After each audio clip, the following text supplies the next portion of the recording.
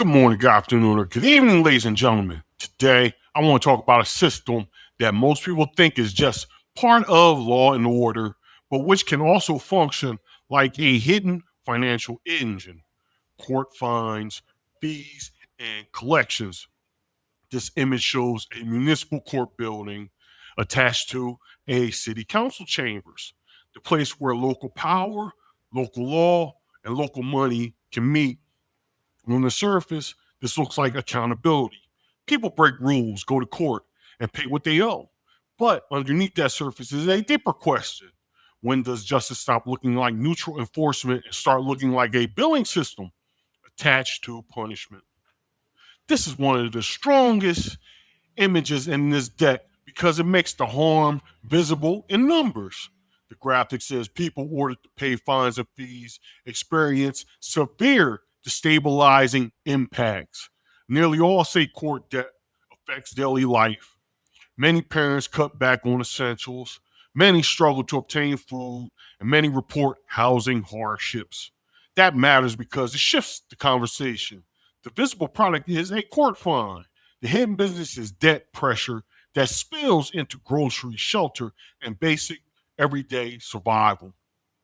This image sharpens the scale of the topic.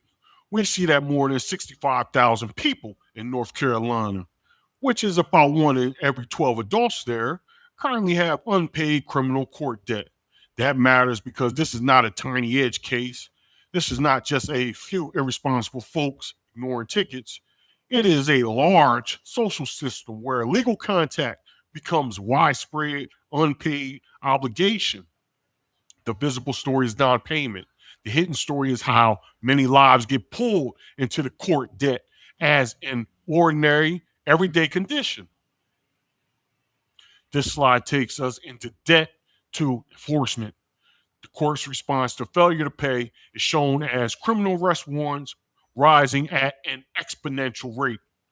That is the heart of this lane. A monetary penalty is no longer just money.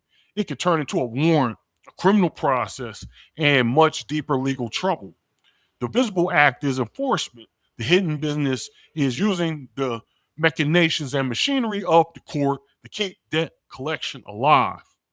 This image pushes the presentation into its most difficult territory: racial disparities. The point here is that Black residents make up a smaller share of the population, but much larger share of livestock arrests. That matters because the business model cannot be understood as only administration. It also has geography, race, and exposure built into it. The visible story is law enforcement. The hidden question is who is most likely to be pulled into the fines and fees system in the first place. This image shows a Black man in deep thought and consternation. And that image matters because it shows the mindset. How do I pay? What happens if I miss court? What happens if I lose my license and get arrested? The visible product is legal obligation. The hidden experience is mental strain, fear, and the constant pressure of trying to get out from under this oppressive system. This image is blunt and effective. The chain around the ankle ties jail directly to fine and court debt. That is the moral center of this whole topic.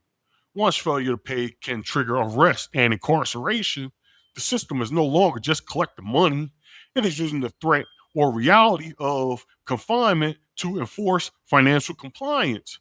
The visible image is punishment.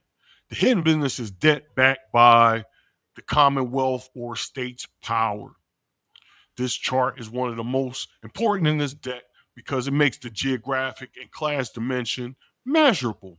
It shows higher per capita assessments of fines and fees in area with larger Black populations and an area with more low income residents.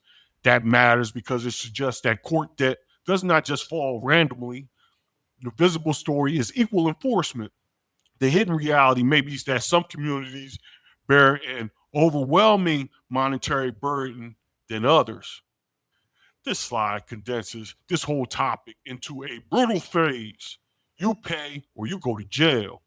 Whether framed as a media segment or a campaign image, the point is unmistakable. The system may speak in the language of procedure, compliance, and accountability, but what many people experience is an ultimatum. The visible product is legal order. The hidden business is coercive debt collection. Now, this image adds another modern layer to the issue. Scam alerts built around a fake court text and threats of arrest, license suspension, and debt collection. That matters because once the public become used to the idea that court debt can trigger immediate consequences, scammers can imitate the system. The visible image is fraud prevention. The hidden implication is that the real system has become so punitive and monetized that fake versions of it are believable. Now, this image shifts the mood. Now we see here the pay window, a court appointee, and a program offering a path back to redemption. That matters because the system does not only punish, it also tries to recover payment, clear balances, and bring people back into compliance. The visible product is help. The hidden business is restoring that payment relationship rather than simply ending the debt. This slide is especially revealing because it shows a formal amnesty program. Clear up outstanding warrants, get a fresh start, warrant fees removed if you pay the minimum, and start a payment plan. That is one of the clearest hidden business moments in this whole presentation. The state is offering mercy, but the mercy is still structured around getting people back into that payment window. The visible product is amnesty. The hidden business is collections, recovery. Now, this image gives us the interpersonal side of the same idea. A person is at the window, engaging with core staff face to face. That reminds us that fines and fees are just not numbers in the system. They are lived through small, stressful, administrative encounters where someone is trying to pay, negotiate, or avoid worse consequences. The visible product is customer service. The hidden business is debt administration through the justice system. Now, this image is almost too perfect symbolically. The judicial hammer resting on top of a pile of cash makes the thesis visual. Justice and money are touching directly. The visible product is the law. The hidden question is whether the law has become too dependent on cash extraction. This is the image that says most clearly the court does not just want obedience, it also wants payment. Now, here we see the court pillars. This is a strong closing visual because it invokes legitimacy, stability, and tradition. Courts are supposed to rest on fairness, due process, and equal justice. That matters because the entire presentation has been about asking whether those pillars remain strong when municipalities lean on their citizens through fines, fees, surcharges, and oppressive collection tactics. This final image brings us home to the sharpest point.